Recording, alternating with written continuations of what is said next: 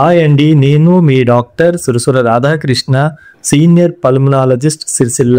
ఈ మధ్య కాలంలో egg freezing, embryo freezing, DNA పరీక్షలు లాంటివి ఈ మధ్య కాలంలో ప్రతిరోజు వార్తల ద్వారా అనేక పదాలు వింటూ ఉన్నాం.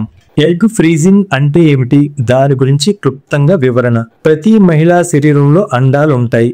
ఈ అండాల్లోకి వీర్యం కణాలు చేరినప్పుడు పిండం ఏర్పడుతుంది. ఇది సహజంగా జరిగే ప్రక్రియ. కానీ భవిష్యత్తు అవసరాల కోసం అండాలను భద్రపరచుకోవడాన్ని ఎగ్ ఫ్రీజింగ్ అంటాం. ఈ ప్రక్రియలో మహిళల అండాలను సబ్ జీరో టెంపరేచర్లో భద్రపరుస్తారు.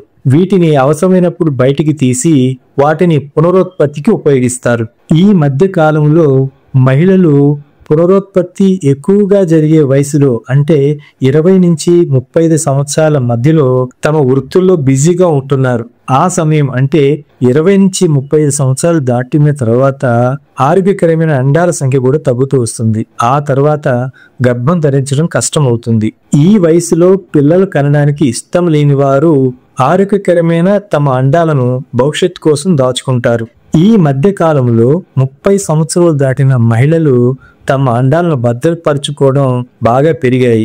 దీనికోసం ఒక ప్రత్యేకమైన సంస్థలు కూడా వెలిశాయి. ఈ సంస్థలు ఎగ్ ఫ్రీజింగ్ కొరకు 1,50,000 నుంచి 2,00,000 రూపాయల వరకు వసూలు చేస్తూ ఉన్నారు. అలాగే ప్రతి ఏడాది 30 నుంచి 40,000 రూపాయలు చెల్లించవలసి ఉంటుంది. ఈ అండాలు సుమారు 30 సంవత్సరాల వరకు ఆరోగ్యకరంగా ఉంటాయి. ఎంబ్రియో ఫ్రీజింగ్ అంటే ఏమిటి? దాని గురించి క్లుప్తంగా వివరణ. పిండం ఏర్పడిన తర్వాత దాన్ని భద్రపరచుకోవడాన్ని ఎంబ్రియో ఫ్రీజింగ్ అంటాం. ఈ పిండాన్ని జంటకు నచ్చిన సమయంలో గర్భంలో ప్రవేశపెడతారు. ఇది కూడా 30 సంవత్సరాల వరకు ఆరోగ్యంగా ఉంటుంది. చాలా మంది పిండం ఏర్పడిన తర్వాత దాన్ని భద్రపరిస్తే భవిష్యత్తులో అది పనికిరాదని భావిస్తూ ఉంటారు. కానీ అది నిజం కాదని పునరుత్పత్తి నిపుణులు చెబుతున్నారు. ఈ మధ్యనే 30 ఏండ్ల పాటు భద్రపరిచిన పిండం ద్వారా ఒక మహిళ గర్భం దాల్చినట్లు వార్తలు వచ్చాయి. ఎంబ్రియో ఫ్రీజింగ్ కొరకు 2.5 లక్షల రూపాయల వరకు ఖర్చు అవుతుంది. ప్రతి ఏడాది సుమారు 60,000 వరకు చెల్లించవలసి ఉంటుంది. డిఎన్ఏ టెస్ట్ గురించి క్లుప్తంగా విశ్లేషణ.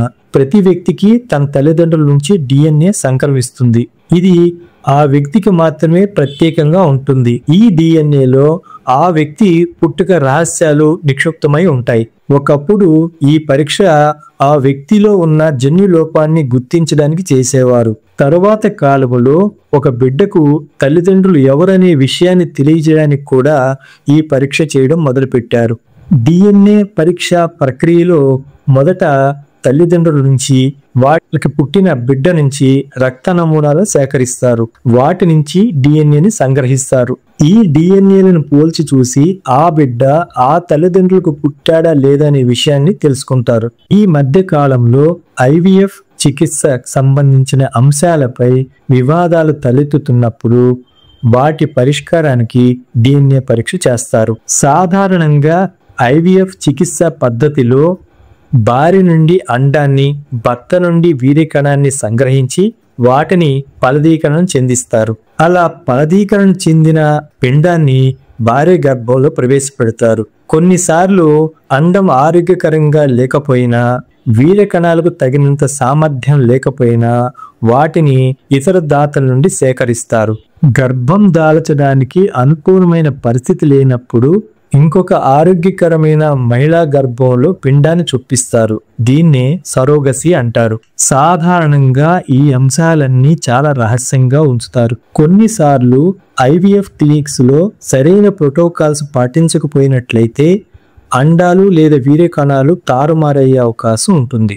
ఇలాంటి పరిస్థితుల్లో డిఎన్ఏ పరీక్ష ద్వారా అసలైన తల్లిదండ్రులు ఎవరనే విషయాన్ని తెలుసుకోవచ్చు. ఈ పరీక్షలో ఫలితాలు 99.9% ఖచ్చితంగా ఉంటుంది. ఒకప్పుడు కేవలం ప్రభుత్వ పరిశోధనాశాలలోనే డిఎన్ఏ పరీక్ష చేసేవారు. ఇప్పుడు ప్రైవేట్ ల్యాబ్లో కూడా ఈ పరీక్షలు అందుబాటులోకి తీసుకొచ్చాయి. ఆరోగ్య అవగాహన కలిగి ఉందాం, ఆరోగ్యంగా ఉందాం. Thanks for watching.